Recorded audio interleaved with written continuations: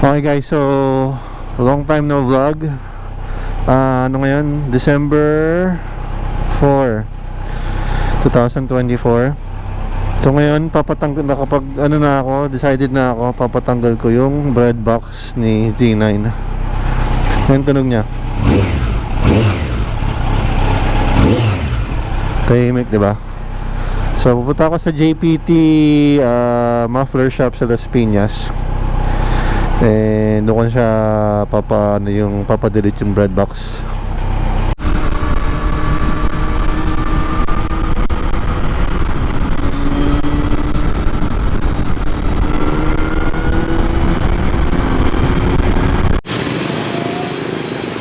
Ayan guys, so dito na tayo sa JPT muffler shop. Ayan si Z9. Sa another road, tapat ng Garato General Hospital.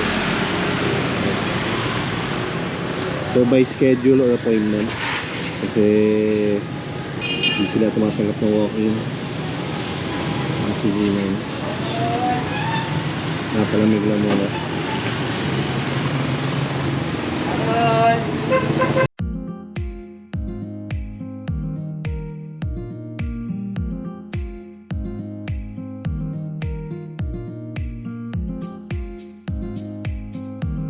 Ano guys, wala nang balikan to kuya, no?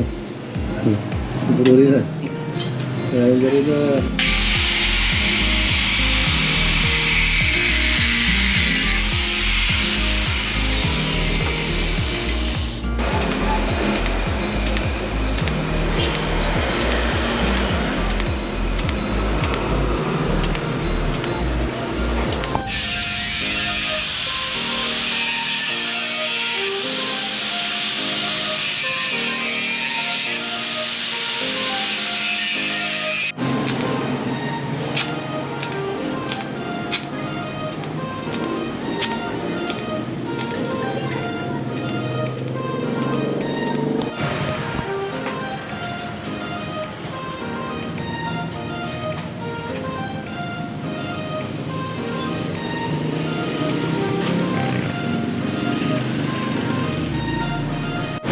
Guys, so spring na lang, tapos pwede na natin start.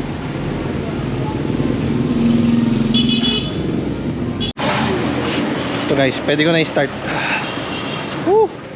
Higpitan mo na, final higpit.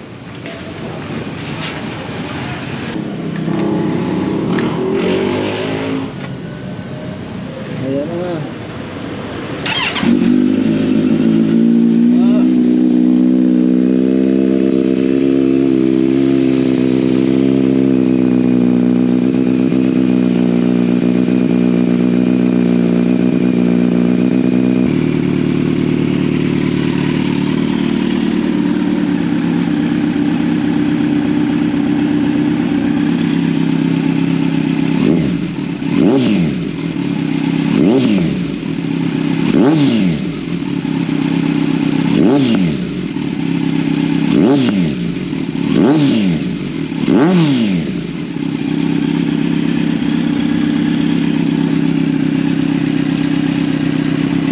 Thank you pa. Uwi na ako guys. Start ulit.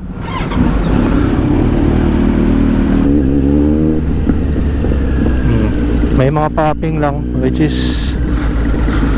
given kasi bread box delete.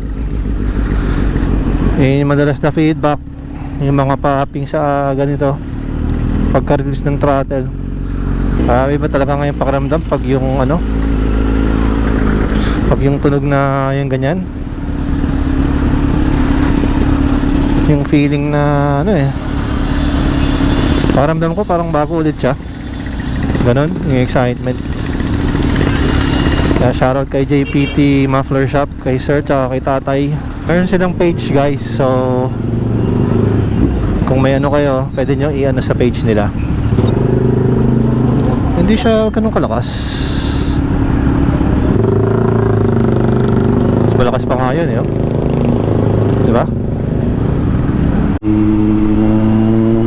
Ayun guys, so pauwi na ako. Yan, So dumating ako doon mga past 9, mga 9:15 yata, ganun, 9:15 AM. Tapos yun, natapos kami mga, hindi ko pa nabaka yung oras eh, teka, anong oras nga ba yan? Mga 5, gano'n, or before 4:45 yata, mga 4:45. Kasi talagang ano si kuya eh, maano sila, hindi sila bara-bara. Tapos wala silang tao, yung anak lang ng may-ari, tsaka yung may-ari. And kung pupunta kayo sa kanila, hindi pwedeng walk-in, by appointment talaga. Lalo na kung naka big bike daw kayo, kasi isa lang yung gagawa. And gusto nila mag-dedicate talaga ng time para hindi ma-compromise yung quality.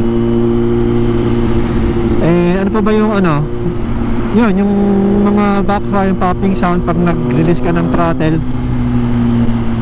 Ayan, ayaw eh, talaga.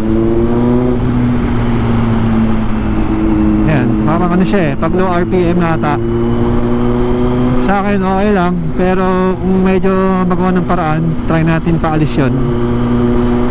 Yung performance parang ganun pa rin, pero iba talaga yung sound. Para sa akin, hindi naman siya ganun mas lumakas siya compared nung sa stock na may bread box, pero hindi siya ganun kabulahaw. Kasi kanina may mga dumadaang ibang motor, may nakita ko Z650, mga underbone, mas malakas pa sila eh kaysa dito nung traffic. Tapos lastly yung price, mas okay kung usapin nyo na lang muna sila, kasi may Facebook page naman sila eh, and responsive naman sila. So overall, masaya naman ako sa service and sa quality ng gawa nila. So yun lang, siguro tapusin ko na yung vlog dito. Thank you guys for watching and see you sa next vlog. Ayun, narinig nyo?